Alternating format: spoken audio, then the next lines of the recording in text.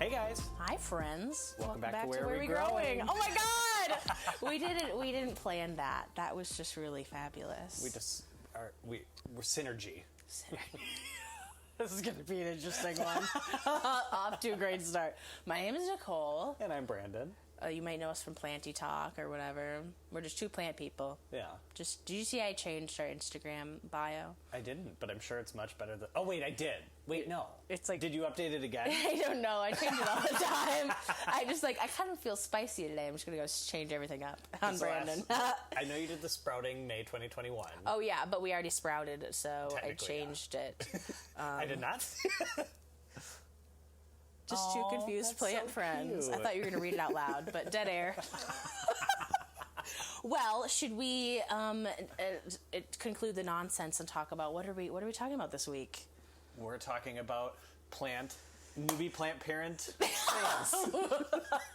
I don't think we made an official title. I don't think there's a title, but we're talking about new plant parent things. There's new plant parent tips. New plant parent mistakes. Just like beginner plant parent things. I don't know.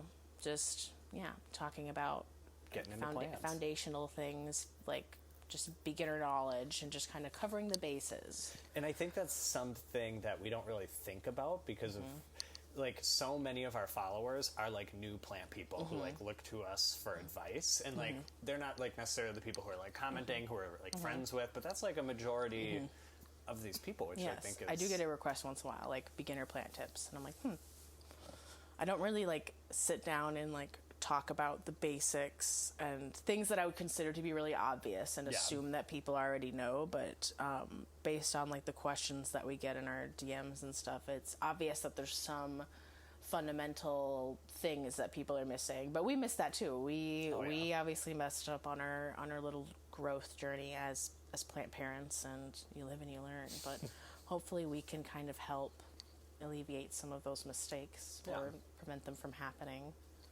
But what do you think was your biggest mistake as a beginner, or just a few of them when you think back to? Because we talked about in our very first episode of just our plant journeys in general. But do you want to touch on, like, what do you cringe at the most? I would say my first big plant parent mistake was thinking that succulents were my best friend, because my first plants were succulents literally over a decade ago, and they thrived. Yeah. And it's only because they happened to be on a north-facing or south-facing window. You didn't know what you were doing right. Literally had no clue. It's like the only place by a window they fit. But at the time, succulents were just hitting the market, and they were like these super cute, easy plants, don't need much light, don't need much water, you just don't really do anything. No. Big mistake. So that really messed me up for quite a few years. And that would definitely be my biggest mistake. What was yours when you got going? I don't know. I feel like I actually did, now that I think back. I bought a lot of, like, I would say outdoor plants that were... Oh, there's a gnat flying in my face. Love that. There was a couple, like, outdoor plants that were not meant to be inside. And I don't know, I didn't really understand watering. I also happened to be, like, in a south-facing window for the most part, so, like, lighting usually wasn't a problem. But I think, actually, I got too many plants at once. Like, I think that I piled on the plants without doing, like, any learning at all. I mean, I learned about their basic care. Like, each time I got a new plant, I would bring it home, and I would do, like, a Google search, which I do recommend. If you, like, have a new plant and you're actually clueless about it, if it's, like, a new, like, genus for you as well, like, and you haven't had that type of plant before, look it up, see what people are saying on YouTube. But now that I look back on YouTube videos, I know a lot of people are like, oh my god, bright indirect light and water when the top 2 inches of the soil are dry. That's what they say about, like, every single plant. Yep. So I don't think I learned very much, but it was... I was like, oh, does this need humidity or not? And then I'll mist it. Yeah, it'll be great.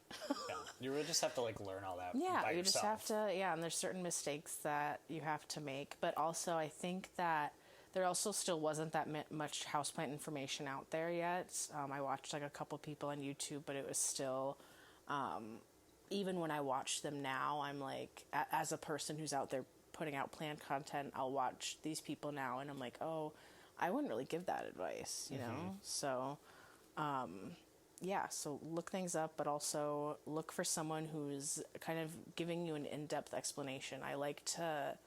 I've just been learning too through other people messaging me goofy questions that I'm like, oh, I've actually never wondered that about a plant. Yeah. And then I go and figure it out, and that's how I learn. So people will ask me like, oh, have you gone to school? And I'm like, no, people just ask a lot of questions. And then, of course, if I don't know the answer, then I'm curious. And then that's how you learn. And so then you put in the legwork. And yeah.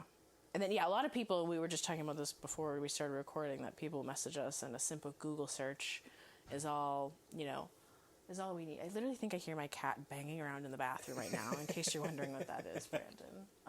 She likes to try and open up cupboards. She's really crafty.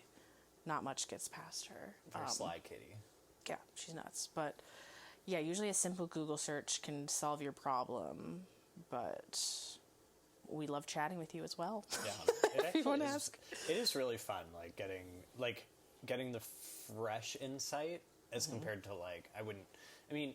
I say this all the time. Like, I'm not a plant expert. I'm a plant enthusiast. Like, I don't really in the grand scheme of things. I don't know shit. Oh yeah, I don't know a lot about so many types of plants. Yeah, I know what I know, and I want to pass that information because at the same time, a lot of people know a lot less, and I can help people grow and learn more by passing on what I've learned to other people.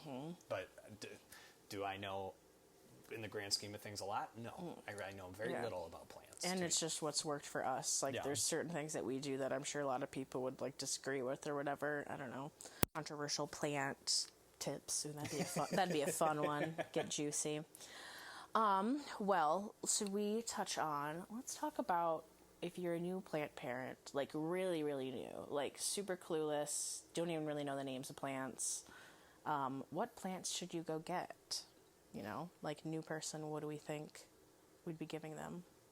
Well, I know what your number one recommendation would be. What would it be? Like rabbit's foot fern? Is that what you think? I almost always tell people like philodendron or pothos. Yeah, I was going to say Hartley philodendron is probably what your number one recommendation because I don't love pothos just personally. Like I like the look of philodendron leaves and how they lay and how they grow more than pothos, but if you want like a pothos, because obviously like philodendrons don't have the like anything that looks like the marble queen or whatever, unless you want to go and buy variegated heartleaf. It'll cost you a pretty penny. But if you like that look, then go for it. Those trailing plants, those philodendrons are a really good beginner one. For some reason, pothos can be a little finicky.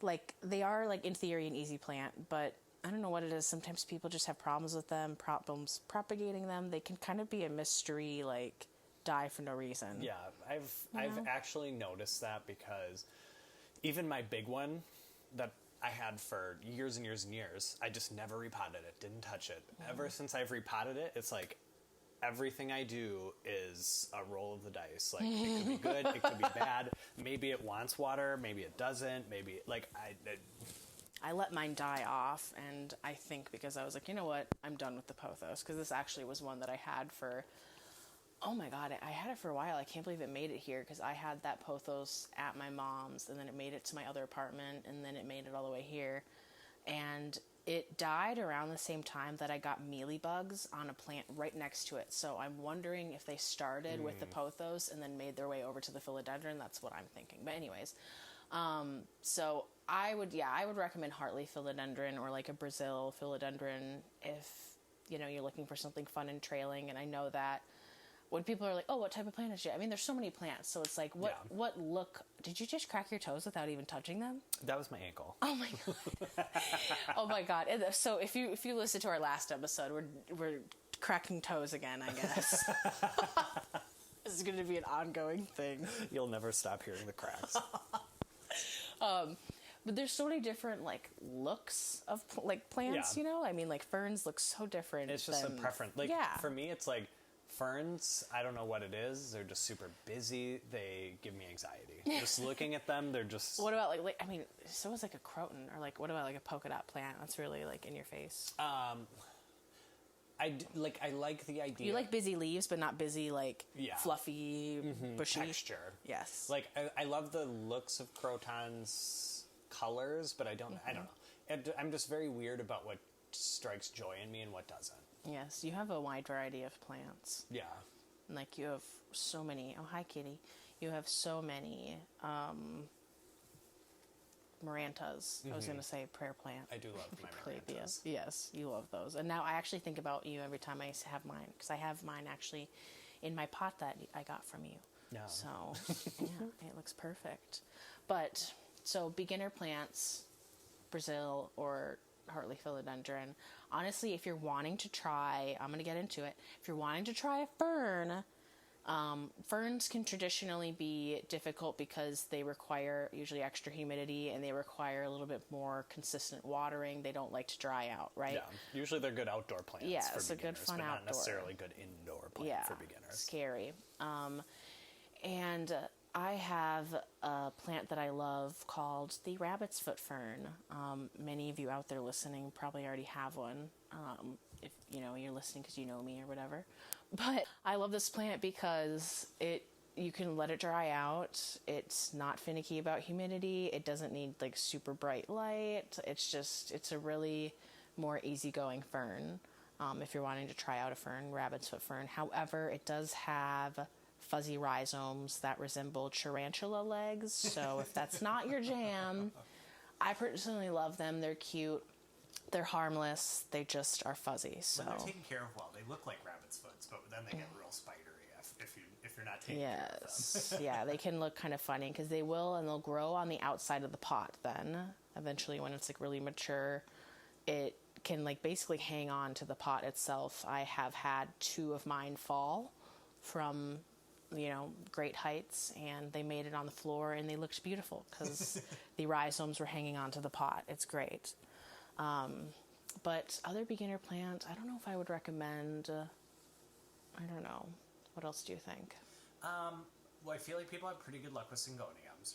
You've been getting into them. I still do not have a single syngonium. I've been getting into the syngoniums. Yes, that's actually a good one because the plants that I like to recommend for beginners are generally ones that are okay with drying out or okay with being a little bit more wet. You know what I mean? Like, it's not picky about that, and that's usually, if you're a new plant parent, you often take the side of either being an overcarer or an undercarer. So you want to have the plants that suit you and your care that you give. And the thing is, everyone's different, so every beginner plant technically. Yeah, if you're like, oh my god, I could never keep blah blah blah alive, and someone else can, then like go for it. But everyone else has different conditions. Like, I have like no humidity in here. It's really hard for me to keep any. I mean, my carnivorous plants hate me right now. I want to make a cute carnivorous terrarium, and I'm like, oh my god, I'm gonna have to get new carnivorous plants before I make this terrarium because they all look like crap. Except my pings. I love my butterworts. They all look fine. That is my next plant that I'm gonna order. Get a butterwort. Oh, they're so fun. But yes, so looking for something that suits, are you going to be like watering this plant all the time? Realistically, unless you have something in a really tiny pot, it's not going to need to be watered more than once a week, if not like less, I would you say think? Besides my carnivorous plants, I don't think there's a single plant I water more than once a week. Yeah, because the only thing once every 7 days, not once a week. Yeah. Once every 7 days. Yes. Because... yeah, and usually the thing people usually mess up on is not knowing lighting. So should we talk about lighting a little bit? Absolutely. There's a lot of misconceptions because what you're going to hear, like terms like bright light or bright indirect or high light or low light. You're going to hear low light tolerant all the time. But you need to understand, like, think about like the actual sky, right? Where's the sun? And like being in a corner, like 10 feet from your window, if you have a north window that doesn't get sun anyways, like that is really, really not enough light for a plant to grow at all. And there's certain plants that will live and survive, but are not going to thrive and grow at all. Yeah. And the thing too is, like, even like if an outdoor in a fully shaded area, that's still most likely going to be more light than you'll get in your house. Yep, absolutely. Yes.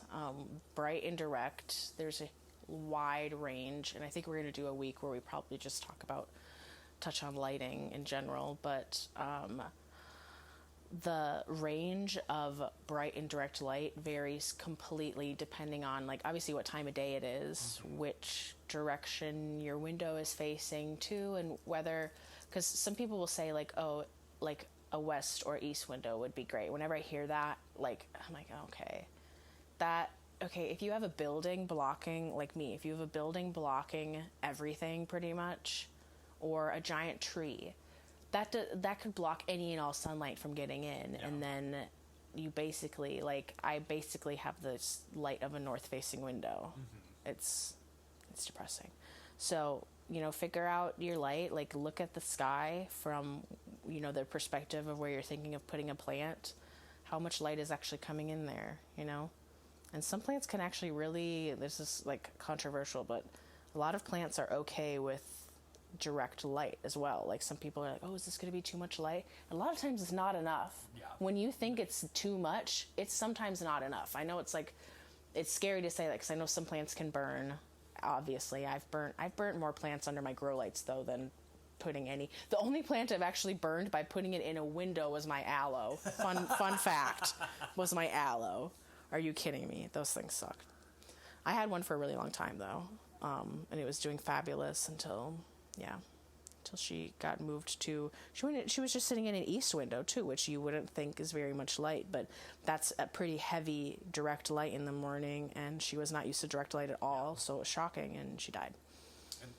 And in every window, every angle, every house, like, is so different. So you have to kind of get, like, a grasp on what these terms mean and apply it to your own space, because every space is different. Like how you said this window's like a north window. I used to have a couple plants in my office that were lower light, but they don't get any light because it just, the way my house is set up, light just doesn't come in. So you really have to think about it and just use your critical thinking skills so that you can really evaluate what your actual light is. It's like in my house, my bright indirect light is probably most houses medium light. Yeah, not very much, not highlight. There's nothing's getting sun stress in there. No.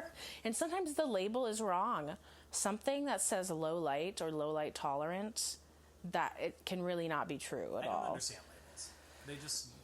Yeah, a lot of times the labels even just have the wrong name for the plant in general too. So you don't have to trust the label. Even some websites have plants mislabeled. I've bought plants mislabeled from pretty reputable greenhouses. Like, it can be wrong. So there's actually no shame in messaging. Like, I get messages all the time like, hey, I thought that this was this, but it looks like more like this. And I'm like, oh yeah, that is absolutely not what it was labeled as. So yeah, no shame in just asking, like, I don't think this is correct. Because you could be right if your planty senses are tingling.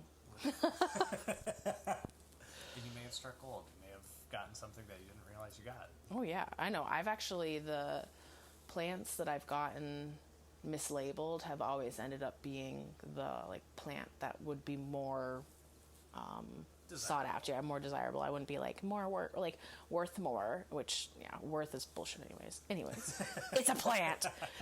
Yeah, and I'll just say there, like, value is everyone else's perception, okay? Just because when I'm talking about worth with people, I'm usually saying, like, someone would pay X amount for this plant. Yeah. Not like I would. Not me. Couldn't be me.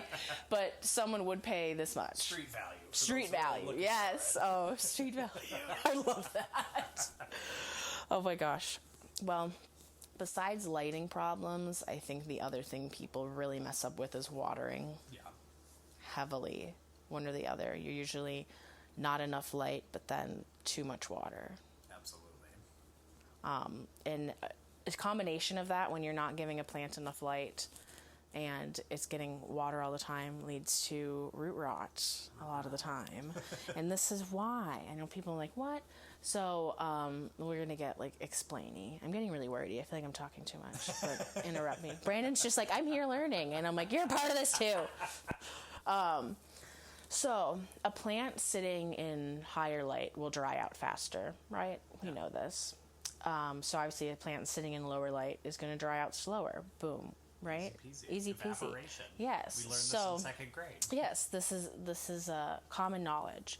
So obviously, if you're then watering a plant pretty often that's sitting in, like, a low light area, it's like not drying out in the first place, and you're just, like, constantly watering it. Like, ooh, she's not being able to dry out. She's not getting, like, oxygen properly, it's just it rots. Too much water in there.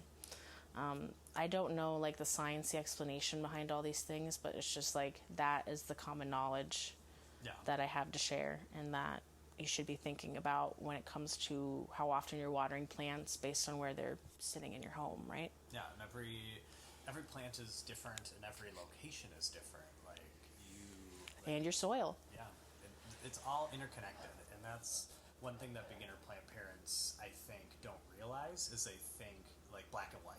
Oh yeah, they're like, I'm watering it when it needs water, and it's getting bright light. I don't know what's wrong, and it's like, yeah, I'm like, oh, there could be so much going on in there, especially if you have not repotted this plant, which we'll get into that later on. But if you haven't repotted this plant, you have no idea what's going on in that soil. Like I discovered yesterday. Yeah, you don't know what's growing in there or what it was potted up as. Like a lot of growers recently, not recently, but a lot of times we find that there's like a netting or something around the roots, or it's in some type of like plug or cork. Pod. Yeah, a little pod. And a lot of these things are meant to break down or whatever, dissolve whatever in the soil. And a lot of times they don't. And the roots have a really hard time growing out of that. It kind of stresses the plant out. So a lot of the times, so if any of you out there are having mystery plant problems, especially with what plants usually have, those calatheas, alocasias, like crazy. I'm pretty sure every alocasia I've ever had has had one. Yes. And I just discovered my philodendron Birkin had one yesterday. That's annoying. I don't know if I've had a philodendron in one. Yeah, I was shocked. Well, okay, so what I did yesterday is, first of all, I had mushrooms in my philodendron Birkin. I was like, oh my gosh, mushrooms, that's a good sign, because it means that you have nutrient-rich soil and it's proper water, not too much, not too little. So I was like, okay, cool. But fun little environment, little ecosystem. Which led to them putting out spores, which was sooty black fungus is what it was. And I was like, did I leave this next to a candle? Yeah, you're like, what is this? And it was like all over the soil, and I was like, you know what? I've been meaning to repot this for a while. I'm just going to repot it. And it was in a 6-inch pot. So I pull it up, get it out. It's root bound in a 4-inch casing. Like, it's like the grower took it out of its 4-inch pot, plopped it into a 6-inch pot without doing anything to the roots, and just filled it in with soil. So then it was like root bound into there, and it never even got into the other 2 inches of soil. And it took me 30 minutes to get that undone. And then it was confined to a pod within that 4-inch. It was pod. I'm surprised that plant still looked so good. I don't, because it looks really good. It looks fabulous. Minus the newer leaves are a little small, but besides that, oh yeah, it's a beautiful Birkin. I'm wondering, because I have this Alocasia Maharani sitting next to me. It's putting out a new leaf right now that seems to be a little bit smaller than the last one. I just got this nice big one. And I'm thinking there must be something in there that is not letting the roots grow properly. Because I was messaging with someone about it the other day, and they're like, well, my plant looked great when I took it home. And I'm like, they always do. Your plants often, or even sometimes, I don't know, maybe it's because we know what a bad plant looks like. I take home crappy looking plants all the time now. Yeah. But a lot of the plants. I can rehab this. Oh, by the way, those 2 little Venus flytraps, I'll have to show you them after this. But these little Venus flytraps that I got, I'm gonna get them at Lowe's or Home Depot or something. They are putting out a bunch of new growth in them, babies. So yeah, I rescued some Venus flytraps. I don't know why I think of some carnivorous queen right now. I'm clear, like I just mentioned earlier, they're not happy. I got a bunch in the mail, and things like sundews. Sundews do not like me. Those things need high humidity, I think, so they can stay dewy and cute and fresh, and no, it's just not happening. So that's that on that. But anyways, watering. Are you an underwater or an overwater, Brandon? I think I've, for the most part, always been an underwater. Underwater. It's like, ooh, she's thirsty. Whoops. I would say lately I've been pretty good at keeping up. So I would have to say I'm like kind of right in the middle where I need to be. But I think I've been an underwater. I don't think I've been that person who's like constantly watering. Like succulent issues, I never had an issue with them rotting or anything. They just never had enough sun. Yes, I know. I had my fair share of succulents. I think some of them were like overwatered, but a lot of them were underwatered for the most part. Oopsies. But I am a chronic underwater. It's crazy how some of my plants are still alive with how much I underwater them. Speaking of, that just reminded me to go back to another easy beginner fern is bird's nest fern, in my opinion. Yeah, absolutely. I think bird's nest fern, I know some people have issues with it. I think it's because they cover up the crown, the top of it with soil. Just make sure the roots are in the soil. You don't need to, it grows like from the middle, like a little bird's nest. And like the little new fronds look like little eggs in there. It's so cute. Yeah, and they can handle being super overwatered. Yeah, and they can also handle being underwatered. I let mine go so thirsty. I mean, they will curl in and then the color will start to look dull and I'm like, oops. And then she perks right back up within a day. And they also aren't, some people say they're finicky about humidity. I've never felt that way. My roommate had one and it was just like in our kitchen far away from a window, got overwatered all the time. I don't know how it thrives. Yes. So bird's nest fern, that's another one. It doesn't look super ferny either. No. It's not like... It's kind of like in between a staghorn and a regular fern. Yeah, absolutely. My staghorn, I don't know how it's still alive too, that thing. Yeah. Anywho.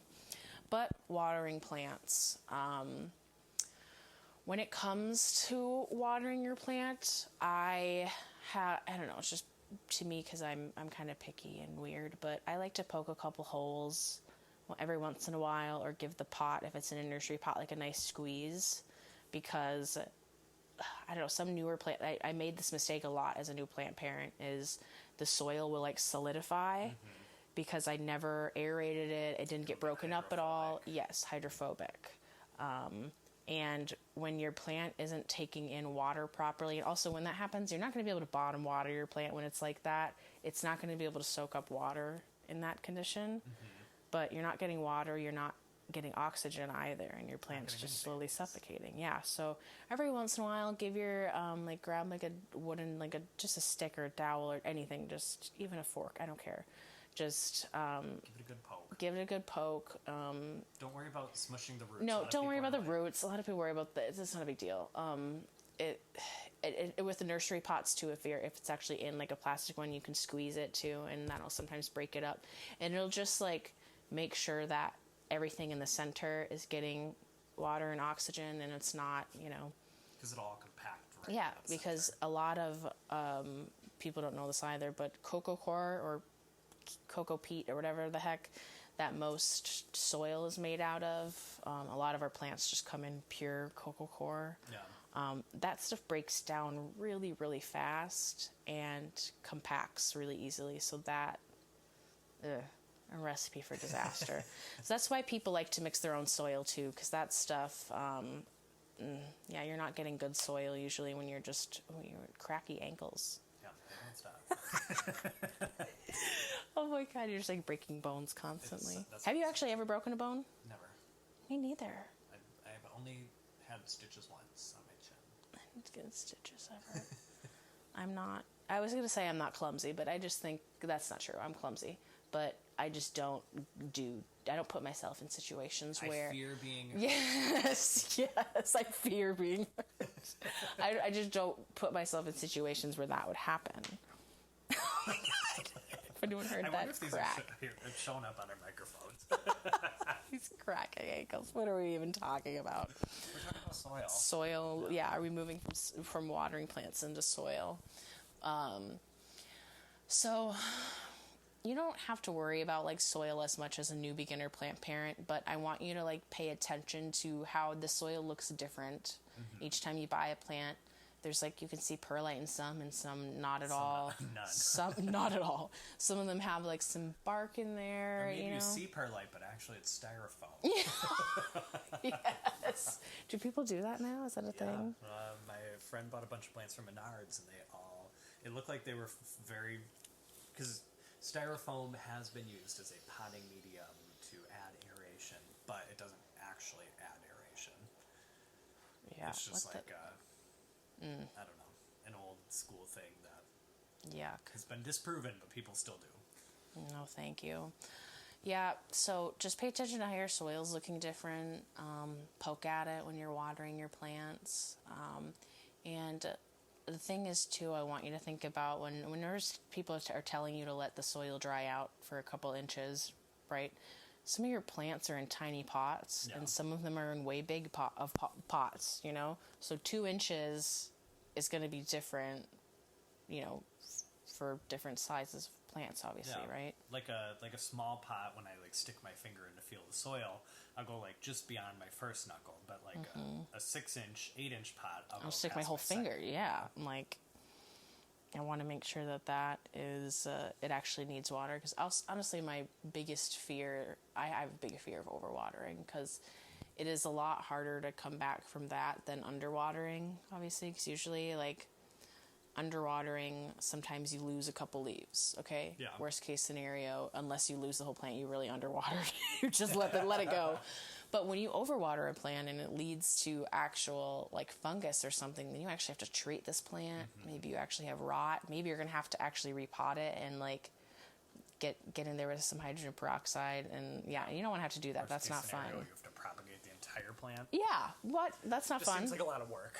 Yeah, it's a lot of work for a new plant parent, and something like that too can be really stressful. I mean, do you remember one of your first plant catastrophes that you had to deal with? I mean, I remember seeing my first like spider mite infestation. Like it just, my skin was crawling. I couldn't believe it.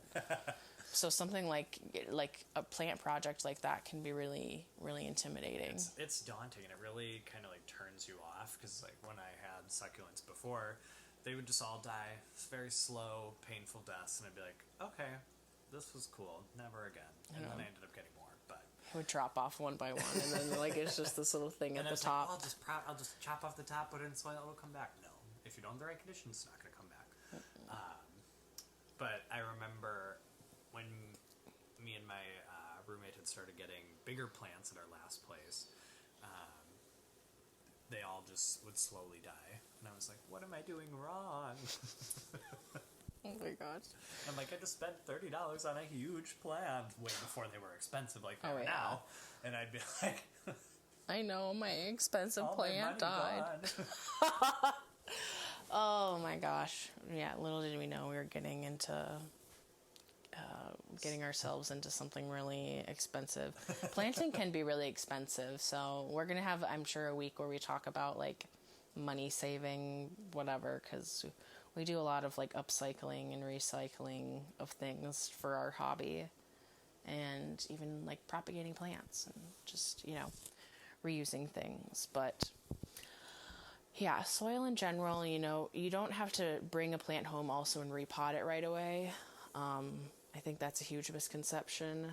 Is you can keep things in a nursery pot and keep it in a cover pot. Like, that is totally fine. Actually, I prefer that now. That's what I do with most I first was like, yeah, but I eventually want it to be potted up in something. But actually, for the purpose of aeration and everything, I like everything to be in a nursery pot now. It's a lot easier for me to manage it. And I like to switch up the pots that they're in. Yeah, right? It's so easy. I prefer nursery pot with a cover pot over anything. I have a couple. When you're moving, makes it so much easier. Yeah, I have a couple plants in terracotta, but I don't like it only because I hate having to water that often. But I would say if you're buying big box store plants like Lowe's, Home Depot, Menards, those are the plants that I would say repot immediately, because 90% of the ones I've purchased from big box places, they hold on to moisture like crazy. Yeah.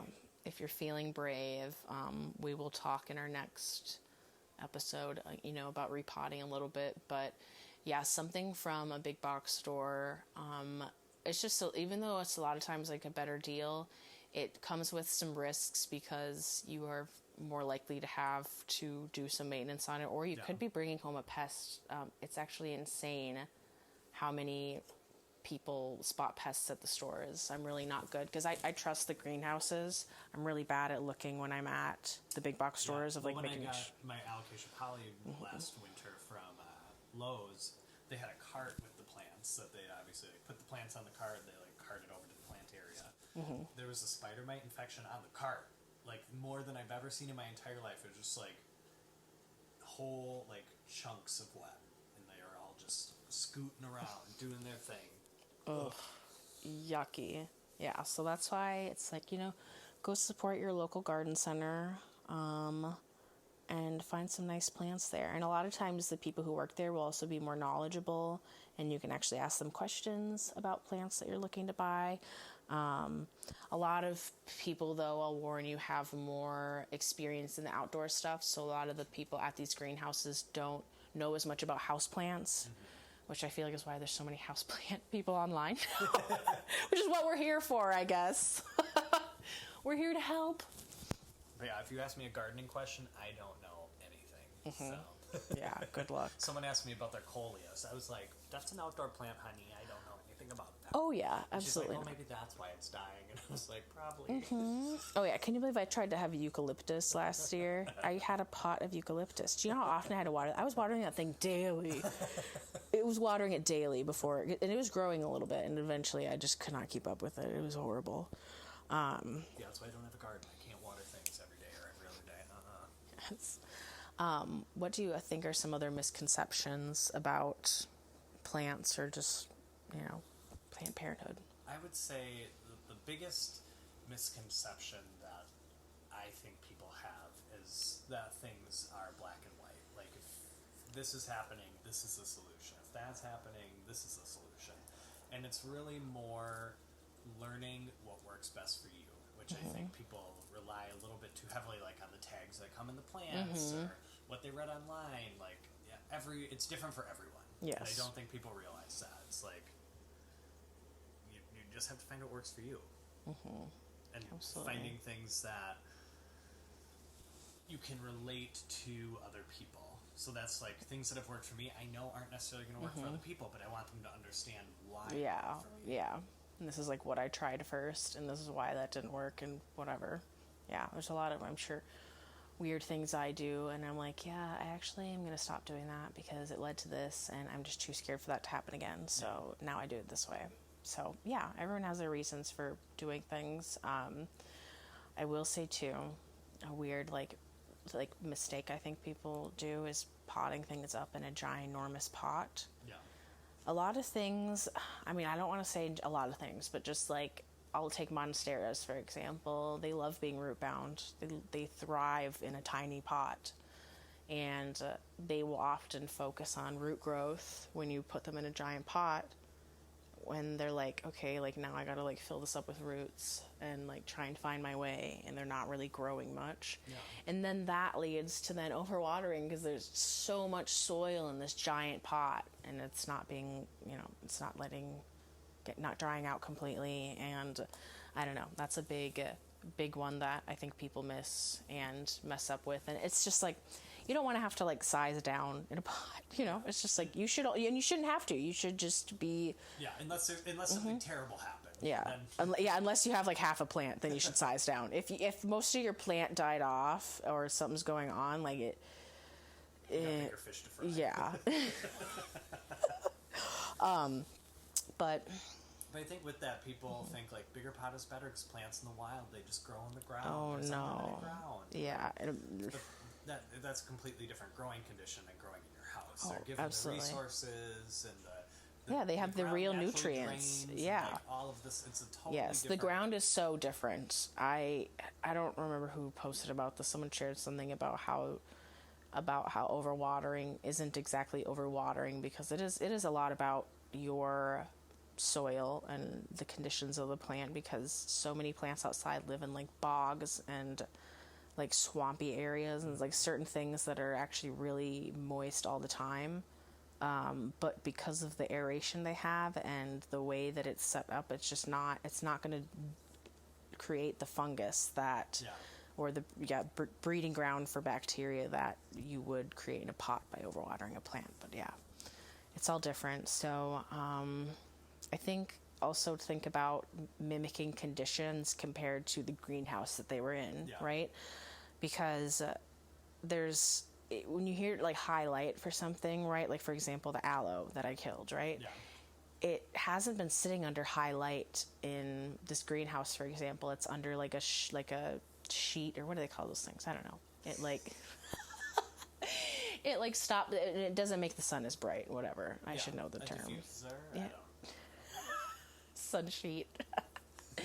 It's not as intense, so you don't need to come home and stick that thing in bright direct light, because it wasn't actually growing in that.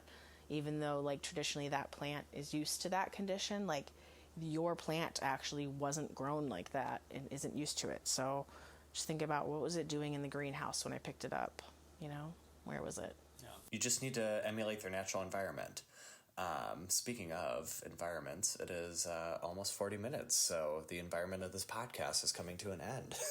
We'll have to continue this on the next episode. Anyway, where can they find you, Nicole? You can find me on Instagram at Nicole, that's Nayyycole, and then on TikTok at Nicole Larson with an extra N at the end. And where can people find you? You can find me at BR_Anaconda on both TikTok and Instagram. You can also find our podcast at Where Are We Growing at Instagram, and then Where Are We Growing at gmail.com if you want to shoot us an email. We would also love if you would review us on Apple Podcasts. We would love those 5-star reviews. We're doing pretty good in the garden leisure categories on Apple, so we want to keep that up. And we'll see you guys in a couple days for a new episode, and until then, keep growing. Bye. See you guys Thursday.